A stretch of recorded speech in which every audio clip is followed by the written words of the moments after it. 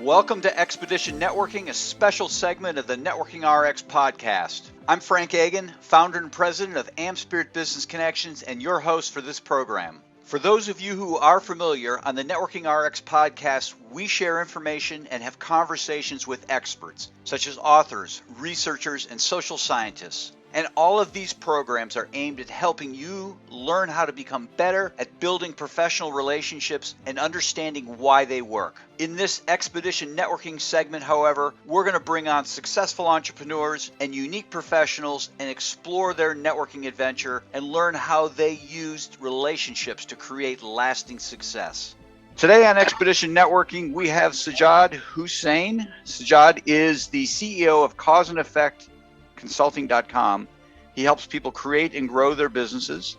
And he'll tell you that if you do what you love for a living, you'll never work a day in your life. Sajad, welcome to the program. Thank you very much. I don't think that quote belongs to me. It doesn't? That's probably Les Brown or something. I didn't make that one up. It's one of those things that's thrown around so much that who cares? It's a good quote, but it's very true.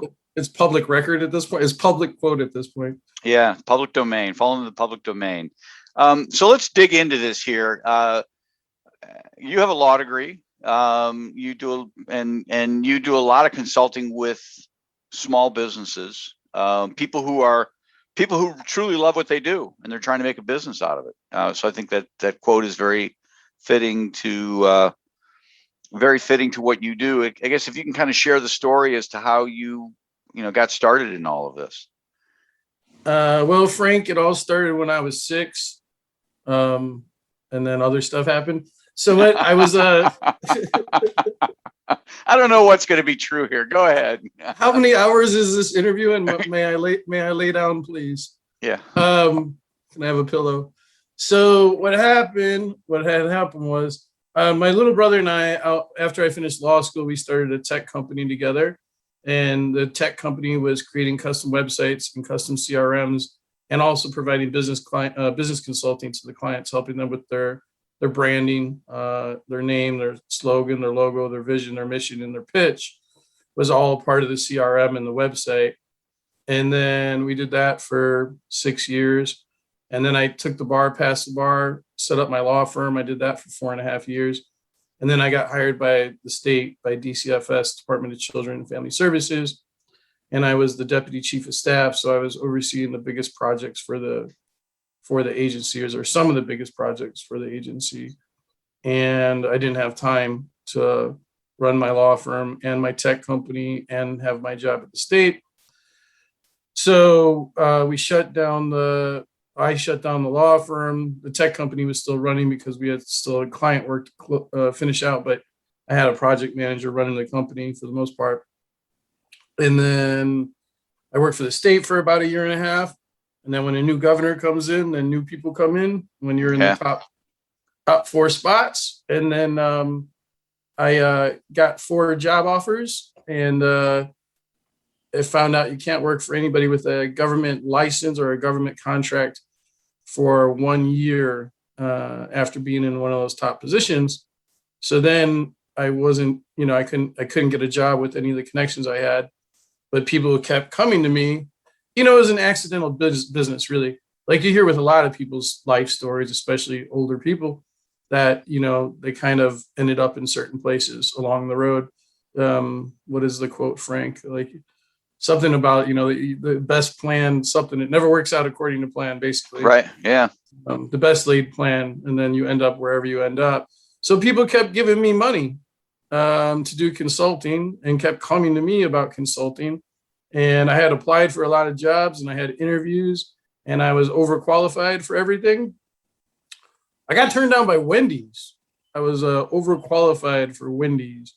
And I said, well, Wendy's is better than not Wendy's. And they said, right. Yeah, but as soon as you get something else going, you're going to quit.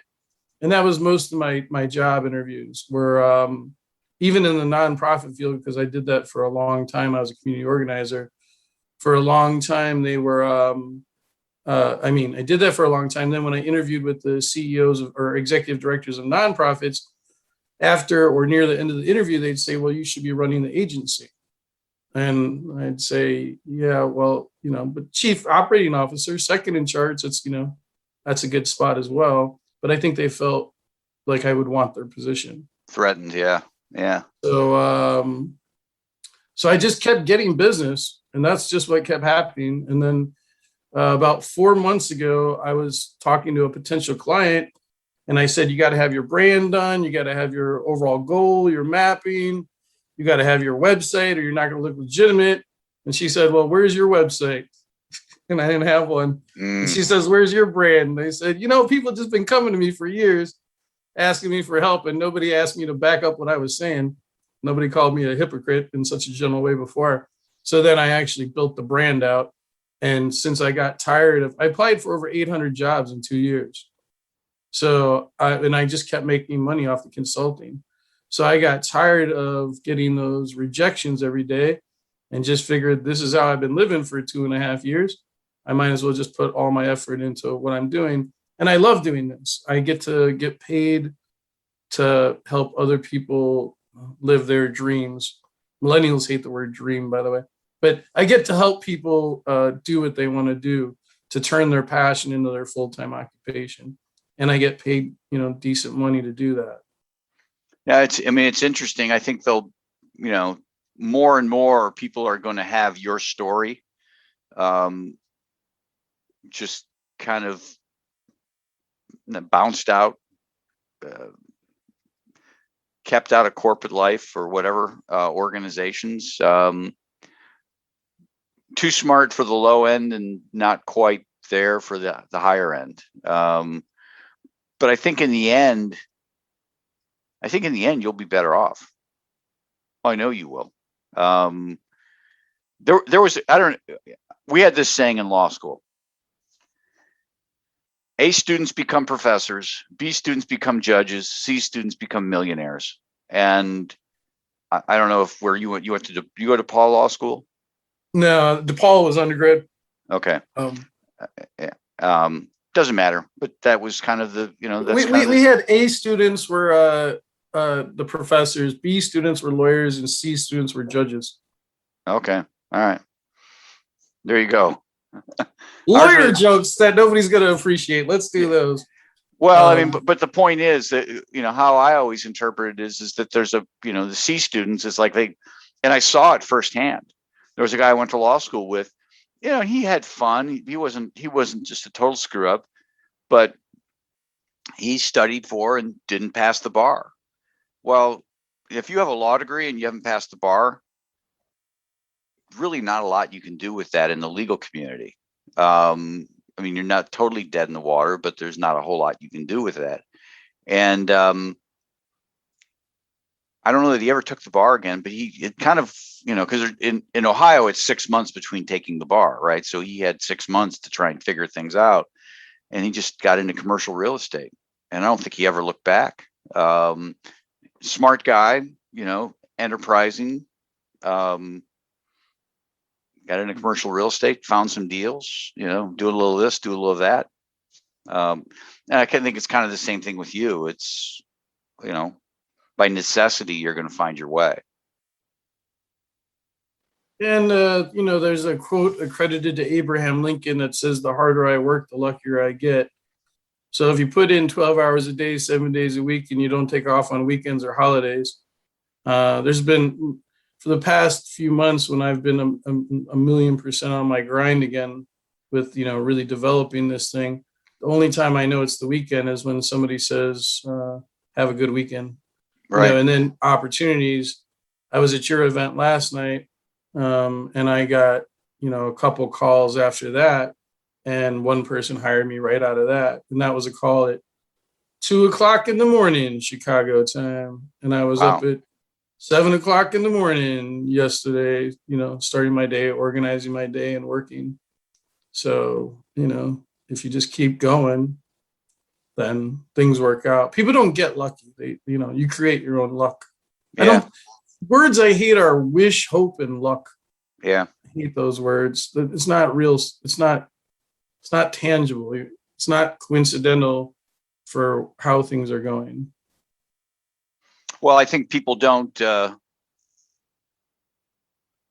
people don't see the hard work. They don't see. Lewis Howes has a quote. It's don't hate on somebody during their winning season because you don't know what it was like during their losing season, which is very true, because when you're having that metaphorical losing season, when things aren't going well, nobody's really paying attention to you. They just start paying attention to you when things start really rolling. Les Brown said he was sleeping in his office giving speeches on success. And they would say, that's that senile man who gives speeches on you can do anything. And he he bathes in the bathroom of the office and sleeps in the office, and he gives speeches all day on success. Another thing to what you said too is activity does not equal productivity. So you can be ripping and running a lot, you can be moving around a lot, and you'll get the same chemicals of happiness. This is Simon Sinek, the oxytocin, the dopamine, the serotonin, and endorphins. So you'll feel really good about yourself, but you won't really have anything to show for it. Right. So you have to measure how much time you're putting in and what results are you actually getting out of that. Otherwise, you can be ripping and running all the time, right, and be getting nothing out of it. I see that a lot, and I hear that a lot when I talk to clients and potential clients of what they're doing, and then they don't, if they're not measuring that, they don't want to be asked, what is that? How much money are you getting out of that? What is the return in your time or efforts by doing that? Well, I think it's an important question. I put it in term. Somebody hit me with this little analogy, or lions don't hunt mice. I mean, there are mice all over the plains of the Serengeti. They don't hunt mice because it takes more calories to catch a mouse than there is in a mouse. So you literally would starve to death as a lion if you were hunting mice. And so I will throw that around the office here. We'll talk about things. Hey, we need to do this. It's like, no, that's hunting mice. It's not worth it. It's not worth the time. But I think small business people get into that because they just feel comfortable doing something, whatever it might be. Yeah, people want to do what they like to do, but if you're going to be an entrepreneur, you got to, especially as a solo practitioner, you're everything other than the accountant and the attorney. You're in charge of marketing, you're in charge of sales, you're in charge of accounting to some extent, client relationships, pitching. You are the business. And that's the thing too. I have a couple clients right now that are in their late 50s, early 60s, and they were very successful in their careers. And now for the past few years, they've been trying to do their own business, and they don't. Half of what I teach in my program is the practical things you need to know for being an entrepreneur. But the other half is philosophical, which is the paradigm shift you need to have in thinking. You can't spend 90% of your time working on the business or poking around. Right. When you're an entrepreneur, you don't have a paycheck. So you eat what you hunt. And that takes a paradigm shift in thinking. Or even some of the potential clients I talk to where I tell them it's 12 hours a day, 7 days a week, no weekends, no holidays. They say, I don't want to do that. Okay, you don't want to be an entrepreneur. And that's not just according to me. You can watch any video online from any successful entrepreneur. Mark Cuban comes to mind. All those Shark Tank people come to mind, or anybody else like that puts their story out there. It's like what you said.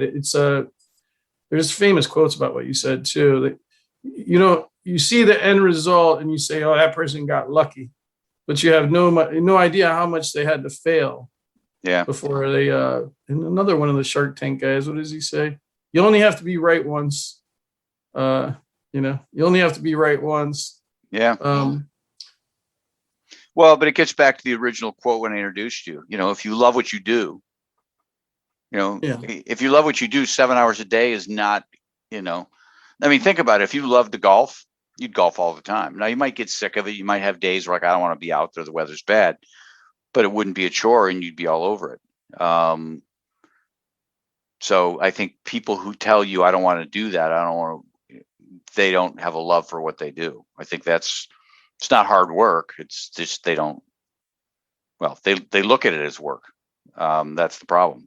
Well, there's the fun parts, which is the part you like doing. You like doing photography, you like doing massage therapy, you like writing, you like speaking, you like what you like, but a business is not just doing the things you like. That's the thing. Yeah. So the passion part of the work has to carry over to the work part of the work, which is the business end. Which is why there's people that, I talk to all the time, they've been in business for 2 years or 5 years, and they still don't have their quantifiable measurements. They still don't know how much money they know how much money they're putting out, but they don't know how much money they're getting back. They're paying for different networking groups, they're paying for different coaches, they pay for all different kinds of things, but they haven't really studied their numbers because they don't want to do that. They don't want to do. It's not that they're lazy. It's not that they're not passionate about the thing they're passionate about. It's just that owning a business is not just the fun parts. It's the infrastructure parts if you want to make it a legitimate business. Right. Sure. Well, let's switch gears. Let's talk about your business. You're in business. We know why you're in business. Let's talk about the things you do with your clients. Who are your clients? And how, ultimately how people can get a hold of you. So I run a 6-session course initially.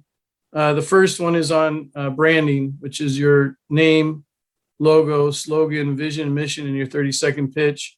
And a lot of people with that, just as a quick tip on it, if you're starting out, or even if you've been in business for a couple of years, they get too cute in their branding, where you don't even know what they do. Whether you're reading their website or their LinkedIn, or you listen to their 30-second pitch, they make it convoluted and difficult to understand product or service they're actually providing. So making sure that the brand is universal, it's clear and together. The second thing that I do with people, which I've discussed already a couple of times here now, is quantifiable measurements, which is looking at your return on investment and your customer acquisition cost. So if you spend $200 and you got $1,200, your return was actually $1,000. You didn't make $1,200 because you spent $200, so you made $1,000. And that might seem elementary, but a lot of people don't calculate that. And if you're making $600 but you're spending $500, you're really only making $100. Or if you make $100 but you work 10 hours, you only made $10 an hour. So helping people map out, especially if they have like different kinds of services they provide within their business, figuring out how much is each one of those parts making them. So they can. Do you dig in and make them do the hard work? And I do it. I say we're hand in hand with it because they don't like it. And most of my clients don't like it and they're intimidated by it. So, and just like, it's like the idea stresses them out.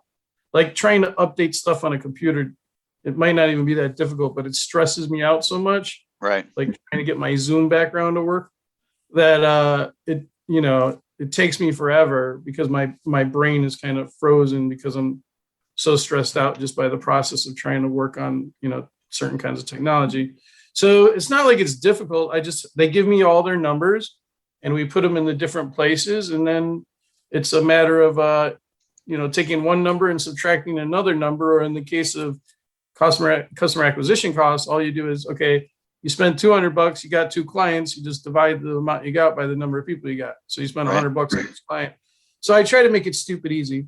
The third thing I do with people is mapping. So the first thing to know in mapping is your nut.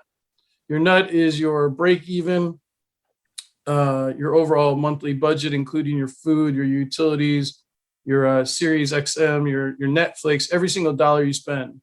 And that's interesting to me that there's so many people that I work with that are in their 50s or 60s, and they haven't done the specific budget dollar to dollar yet. And as an entrepreneur, this is another thing that's the paradigm shift from an employee to an entrepreneur. You need to know that because you're the one paying all your bills. So you need to know exactly what amount of money you need to get by. And then you got to put a number on top of that, which is going to be your overall goal number. Your nut is your break even. Your overall goal is, and one of my clients said a couple of days ago, well, because I say you can make it $500 or $1,000 or $2,000. He said, I want to make it $2,000. Is that too much? It's not too much. We just got to look at how much money are you making. And then you got to figure out how many people you need to talk to get, how many qualified leads to get that number of clients to make that amount of money. So the mapping is the nut, then the overall goal, the action steps, the due dates, and the milestones. So creating a very practical version of a business plan, not like the old school 1950s 50-page business plan. It's like a 2-page document that tells you, how much money are you spending it? Where are you spending it? How much money are you getting back? How many people, if you talk to 10 qualified leads, a qualified lead is somebody that has the money and the desire for your services. You talk to 10 of them, you land 3 of them. That means you're getting a 30% success rate. If you know how much money you're making off of each client in general, you can figure out how many clients you need to land. Therefore, you can figure out how many qualified leads you have to talk to get enough. The next thing I work on with people on is the negotiations. So a big problem I have with a lot of people that I've talked to when I meet at this networking events is, even if I want to buy their product or service, after I'm at the point of ready to buy, they don't stop talking. And then they talk themselves out of the sale because they either say something overly broad that I don't believe, or it's just annoying because I already told you I wanted to buy. So just tell me how I pay you money, and make it easy to buy. From a lot of people, they're like, oh, well, you got to go to this website to buy from. Hey, just send me a freaking link where, like, if you want to hire me right now, Frank, only question I'd have for you is, how do you want to send me money? I got Chase, I got Zelle, I got Venmo, I got PayPal. I probably have a couple other apps. And if it's a way you like to send money that I don't have, I will go and get that app right now and let you know. Make it easy to buy. In negotiations, don't talk about your price, talk about your value. So when I do a pitch meeting, which is 30 minutes, I research people for an hour or two before I talk to them. And I have about 10 to 20 things I tell them that are concrete things they can improve, little things that'll make a major difference to show value. And then only in the last 4 minutes am I closing the deal. How many times do you want to hire me? Do you want to do the whole program? Or do you want to do a la carte? Are there certain parts you want to pick out? When are you going to send the money? Let's get going. And then there's a week of, after all that, there's a catch-up week that I got in there, because at that point, they're going to have a million questions about things they've been contemplating on for the past 4 weeks. Mm-hmm. And that happens every single time for the 6 years I did the consulting with the tech company, and for the last 2.5 years, I've been doing this with cause and effect. That week is necessary for the client to be able to say, okay, we covered all this massive amount of stuff in the last 4 weeks. Now, here's all my lingering questions from that. Right. And then the last thing is the capstone meeting, which is the 3 keys to success. And every week I send homework. It's a video. On average, it's a 30-minute video. And that's more about getting to the paradigm part. Or shifting the paradigm part. So we're talking about the practical and the philosophical. Practically what you need to do step by step, and I'm holding your hand through the process, and then the change in mentality you need to have to be an entrepreneur. In that last meeting, I send you the only long video I have, which is 2 hours long.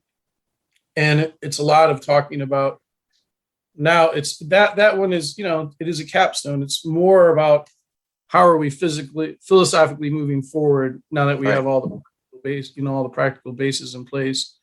And then usually people hire me for follow-up after that as well, to talk to me every couple of weeks or something like that, which is the funnest part, because I get to hear about how their business is blowing up. I talked to a client this morning and I said, have you hit your nut? Because that's always my first milestone with my clients if I've been successful in working with them.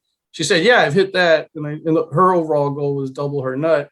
I said, do you hit the overall goal? She said, I don't know yet, Sajad. I got to do my numbers, maybe, but I don't know. I said, well, you should still feel proud. You went from nothing 6 months ago to paying all your bills off your own business, So that's a huge, you should have some champagne on that one. And then another, you hit the overall goal. So that's the process of my program. How do people get a hold of you? Go to your website. I'll put the website in the show notes. Yeah, it's best to email me because I'm doing so many meetings now. Right. My email is Sajad Abid 101 SAJADABID 101 @gmail.com, or they can text me. My phone number is 630-664-7428. Once again, my phone number is 664-7428. You got to text me before you call me because my phone is set up to block people it doesn't know. There you go. I will get. I'll get that email and get the text in the show notes. So. Well, thanks, Frank. Appreciate your time today. Thank you, sir. I appreciate you having me on your TV show. To wrap things up, remember, we're looking for some enterprising business types to join our team as franchisees of AmSpirit Business Connections. Our franchisees work with entrepreneurs, sales representatives, and professionals in their area to help them become more successful through networking and the exchange of quality business referrals in a structured weekly morning meeting. This is a unique franchise opportunity, you see, because these meetings are in the morning. A successful business type or professional can add this franchise opportunity onto what they're already doing. Again, all of our franchisees do something else. For a couple hours in the morning, a few mornings a week, these franchisees work the AmSpirit Business Connections model. The rest of the time, they're attorneys, accountants, realtors, coaches, and consultants of various kinds. The wonderful thing is that not only do our franchisees realize a financial gain from operating the AmSpirit Business Connections model, but the business networks that they build and develop become a great source of referrals for their primary business as well. Perhaps you know someone, perhaps you are that someone. Whatever the case, to learn more about the AmSpirit Business Connections franchise opportunity, please contact me using the email in the show notes or the one we provide at the end of this program. Thanks for joining us on the Networking RX podcast. Please put what you've learned into action today and let us know if you have questions, comments, or ideas for future topics. You can email them to us at podcast@amspirit.com. That's AmSpirit.com. Finally, so you never miss an episode, be sure to subscribe to the Networking RX podcast through iTunes, Overcast, or however you receive your podcasts. Now get out and network with someone. The Networking RX podcast is the copyright production of AmSpirit Business Connection. All rights reserved.